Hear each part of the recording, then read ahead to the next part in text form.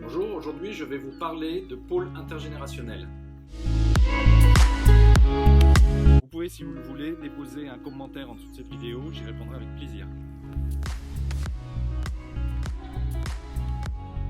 Le pôle intergénérationnel sert à faire se rencontrer les différentes générations dans un même lieu. Il y aura une médiathèque, une ludothèque, un espace pour adolescents, un café détente associatif, et puis à l'extérieur, un terrain de jeux multisports pour les adolescents.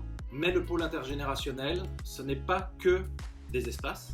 Nos anciens peuvent accompagner des enfants sur des jeux, ou il peut y avoir des cours d'informatique ou de l'entraide informatique, ou il peut y avoir aussi de l'aide aux devoirs, par exemple.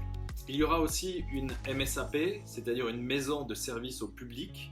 Cette maison de service au public est un endroit où des personnes viennent pour accompagner les citoyens dans certaines démarches, par exemple dans la recherche à l'emploi, où il peut y avoir un accueil info-jeune, où il peut y avoir aussi de l'aide dans les démarches numériques, ou aussi de l'aide dans les déclarations d'impôts, par exemple.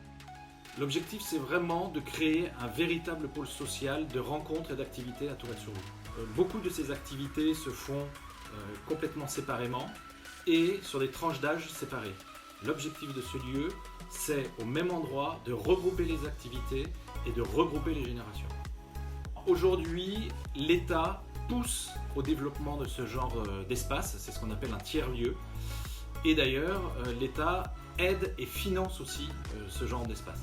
On peut estimer un financement à hauteur de 70 à 80% du projet par les différentes collectivités. Demain, nous parlerons d'espaces de travail collaboratif. À demain.